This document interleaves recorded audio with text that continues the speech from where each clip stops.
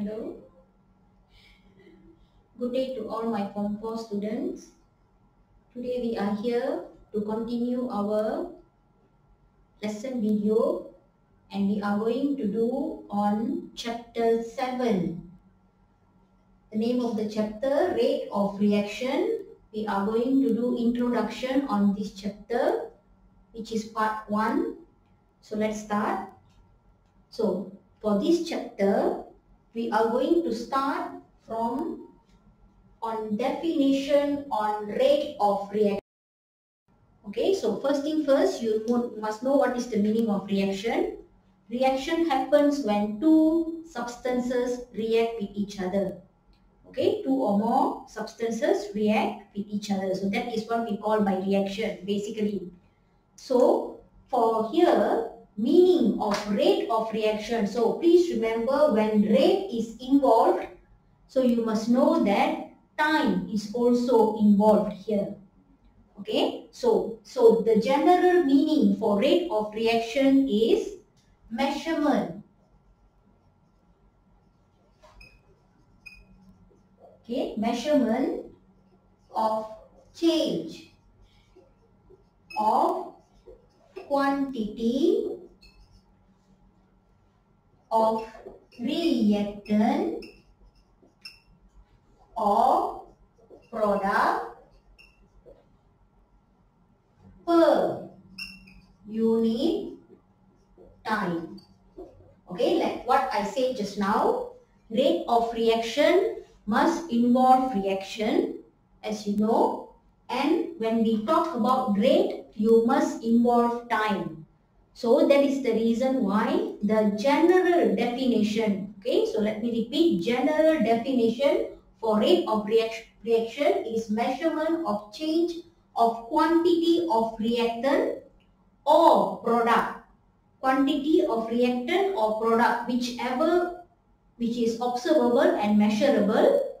Okay, important, whichever which is observable or measurable with per unit time. So when you divide it with time, you will get a rate. Okay, so now let's go to second discussion, which is rate of reaction. How do we combine or interpret rate of reaction with time?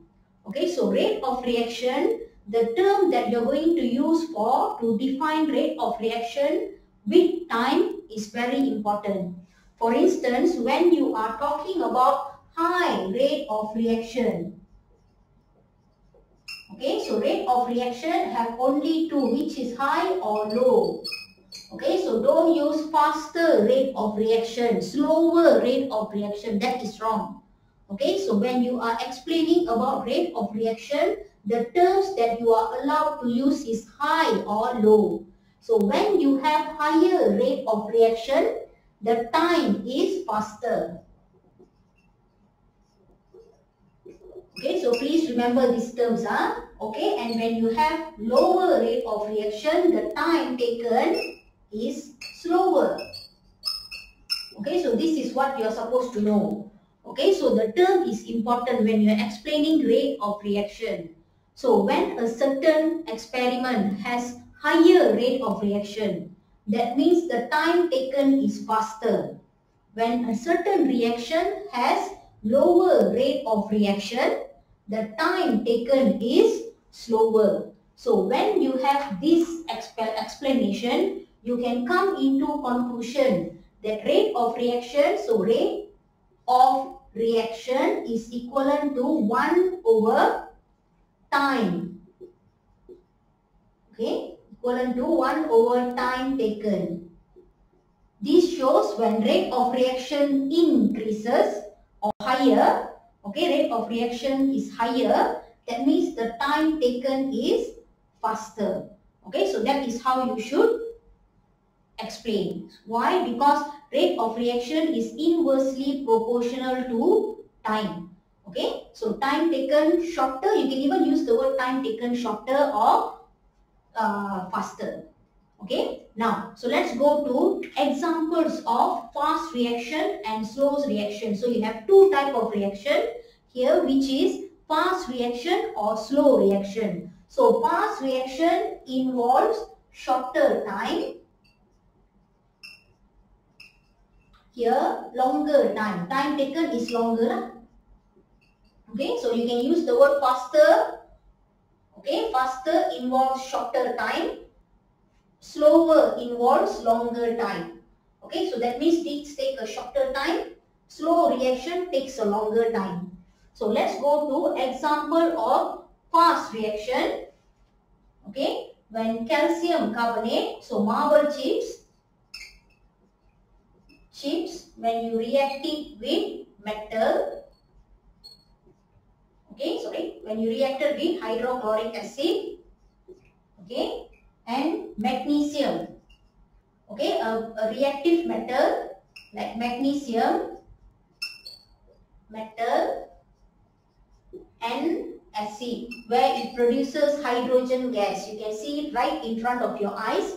Hydrogen gas is produced when a reactive metal like magnesium, aluminium, zinc is reacted with acid such as sulfuric acid or hydrochloric acid. So another example is reaction of potassium. Okay, so group 1 metals like potassium, sodium with water. Okay, so with water. Okay, and another example is burning of fuel. Okay, burning of fuel. So these are what we call by shorter time taken. That means time taken is faster, meaning these are the fast reaction which you can see right happening right in front of your eyes. You don't have to wait for a long time. Now let's go to slow reaction which takes a longer time. Example of slow reaction is rusting. Yes, rusting of iron, which takes maybe weeks or months. Second is photosynthesis.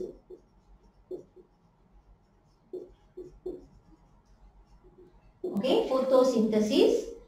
And third is fermentation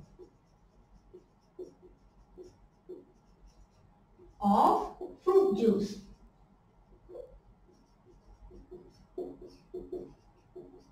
Okay, fermentation of fruit juice. Okay, so you must take note that rusting of iron, photosynthesis, fermentation of fruit juice. This takes maybe days. Rusting of iron might take weeks or months. Photosynthesis takes hours. So that is the reason why it takes a longer time. So when a certain reaction takes a longer time, we say that it has slow reaction. Okay, so when it takes a shorter time, it has fast reaction. Okay, that's what we call by fast reaction. Okay, so today in part 1, we are going to do all the introduction that you need to know for further part 2 and part 3 of this video. Okay, now so let's go to observable and measurable. So this is very important. Why? Because when you are doing an experiment to find the rate of reaction, it is important for you all to know what are the substances which can be observed and measured in order for you to find the rate of reaction. For instance, example of observable and measurable. Observable is not important, it's not enough. Meaning you can see the color changing. You can say that, for instance, copper 2 sulfate, blue color of copper 2 sulfate becomes paler. So can you measure the intensity of the blue color of copper 2 sulfate? You can't. So that is the reason why the intensity of the blue color of copper 2 sulfate, just say from blue it is getting paler or colorless, you can't give an exact definition, you can't measure. So that is the reason why sometimes when a certain reaction gives you an observable change, but in order for you to find the rate of reaction, importantly you must be able to measure. Only when you're able to measure, you can find the rate of reaction. Why? Because look at the meaning of rate of reaction. You must be able to measure the change of quantity. Okay, for instance, the change of color of copper 2 sulfate, it is not a quantity, it's just a quality. Okay, so you know that the blue color from blue, maybe dark blue, it changes to colorless. So how are you going to explain the changing of the intensity of the blue color? It is not a quantity, it's a quality. So we must make sure that you have a quantity, measurable quantity. Even though the quality is called observable, but quantity is important for you to help to find the rate of reaction. Okay, so I hope you can understand this. So what are the observable and measurable changes that you can use in order to find the rate of reaction are, okay, so these are the decrease. When teacher say put like this, that means decrease in mass of product. Okay, so of course, why? Because the product is eventually going to finish when you react it with something. Then number 2 is increase in mass of product, mass of reactant. Okay, mass of product. Okay, so teacher repeat, decrease in mass of reactant. Reactant is going to decrease. Okay, please remember, reactant is going to decrease when you go through a reaction. Okay, but the mass of the product is going to increase. So that is the reason why these are the two observable plus measurable changes that you can use in order to find the rate of reaction. Alright, now let's go to the next one. Increase in volume of gas collected. Okay, for instance, look at this experiment. When you add reactive metals such as magnesium and such as magnesium and aluminium or zinc with an acid, okay, you will find hydrogen gas produced. So you can actually measure, observe is one, colorless gas bubbles produced, and the quantity of the hydrogen gas produced can be measured. So volume of gas collected. Okay, volume of gas collected. Now let's go to the next one, formation. Okay, formation of precipitate. Okay, so formation of precipitate as product. So since you know, okay, so in our chapter 6, teacher already teach you about salt. You should be able to know what is the meaning of precipitate. So you can actually measure the height of the precipitate produced. Okay, for instance, you can measure the height of precipitate produced per unit time. So that is the reason why you can take the formation of precipitate as one of the quantity, not quality, quantity to find the rate of reaction.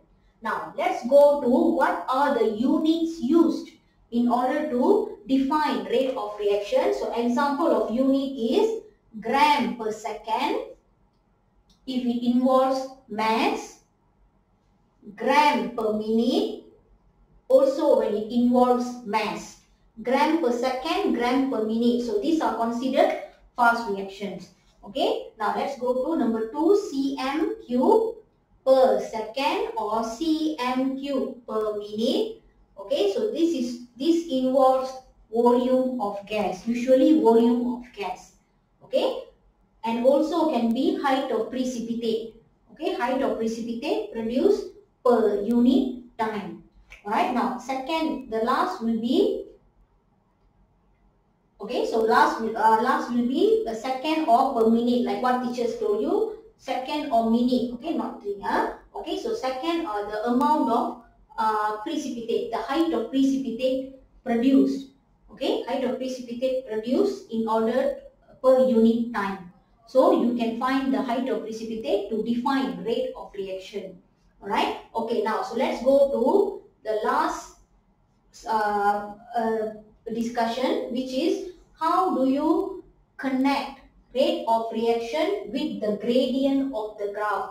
Okay, so sometimes we can draw the product or the reactant or the product in a form of graph. For instance, when reactant decreases, so you can find the, can you see, this is a negative graph. This is just the shape of graph. So why? Because of course the mass of the reactant is going to decrease. So let's go to, if it's an increase in product, you can find that it shows a positive graph. Can you see? So from the curve, you can get a gradient. Okay, so remember, from the curve, you can get the gradient. So that is the reason why we can connect rate of reaction just by looking at the gradient. Okay, just by calculating the gradient, you can connect the rate of reaction, type of rate of reaction, which is whether it's a higher rate of reaction or lower rate of reaction. For instance, if the rate of reaction is high, okay, if high, gradient steeper. Okay, when the rate of reaction is low, gradient less steeper. Okay, so that means rate of reaction. For instance, I give you one example.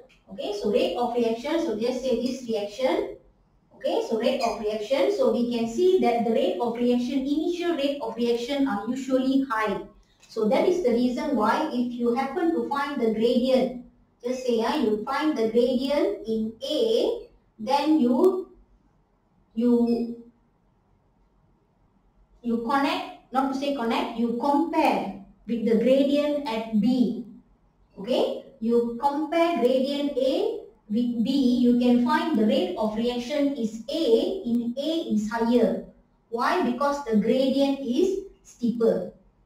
Okay, so in B, the rate of reaction is lower. So ROR lower, ROR higher. Okay, why? Because the gradient is less steeper. Okay, now another thing I would like to highlight is, can you see that at one time you will find that the gradient has no gradient anymore. So this shows that the reaction has stopped. Teacher repeat, when you have steeper gradient, this shows the rate of reaction is higher. And when you have a less steeper gradient, okay, lesser than the previous initial rate of reaction, you will find that the rate of reaction is lower. Okay, so please remember the term teacher using, rate of reaction must be higher or lower only. Please don't use the word rate of reaction is faster. Wrong. Because time taken is faster or slower. Okay, faster or slower can be only used for time. Rate of reaction, use the word higher or lower. Okay, so again, when usually rate of reaction of any reaction will be high. So that is the reason why we can say gradient will be steeper. And when the rate of reaction is low, gradient will be less steeper compared to the initial rate of reaction. And eventually the reaction will come to a stop. Okay, so you must be able to explain why the reaction comes to a stop. Okay, why? Because most probably one of the reactant has finished. Okay, one of the reactant has finished. So that is the reason why the reaction has to stop. For instance, just say teacher put a reactive metal 5 gram of magnesium into 1.0 mole DMQ sulfuric acid. Just say in order to find the rate of reaction by calculating the volume of hydrogen gas produced. Just say so you will find that maybe the sulfuric acid that teacher put might be in excess. So you might have a lot of sulfuric acid left, but unfortunately the metal that teacher put, which is 5 gram of magnesium, has finished. So the reaction has to stop. So that is the reason why the graph becomes like this. Okay, there's no gradient. When there's no gradient, no reaction. Why? Because one of the reactant has finished. Okay, so that's the reason why. Okay, so you must be able to explain why. Reactant finished. Okay, the reactant has finished. So that is the reason why the gradient is 0. Right? Now, before we end this part 1 video, teacher would like to introduce the terms average rate of reaction and at a given time. Then in our part 2, teacher will explain in depth what is the meaning of average, how to calculate average rate of reaction at a given time. Alright, okay, now so average rate of reaction is rate of reaction taken from initial with final. Okay, so that means you don't care what happens in the middle. Okay, you just don't care what happens in the middle. You take the measurement initial of the reaction and the final of the reaction. Okay, then that is what we call by average rate of reaction. Okay, so rate of reaction at average is you just take the reading of initial and final and just divide it with time to find the average rate of reaction.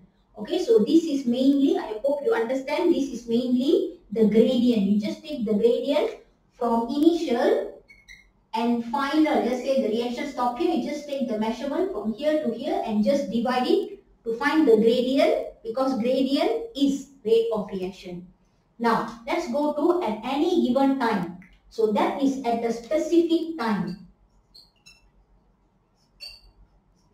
Okay, so that means it is not like average rate of reaction. You have to calculate the rate of reaction at this hour. You have to calculate the rate of reaction at this hour. Like A and B. Can you see A and B? That is actually at given time. That means teacher asking you what is the rate of reaction at 10th second? What is the rate of reaction at 20th second? Because can you see I give you a specific time and from there you find the rate of reaction. So that is what we meant by average rate of reaction and at a given time. Sometimes in some books you find the word instantaneous rate of reaction. Okay, so now we continue our video in our part 2. In that part 2, teacher will explain in depth how to find the average rate of reaction, how to calculate and find average rate of reaction versus at a given time, specific time, for your further understanding. Okay, so till then, thank you for watching. See you all.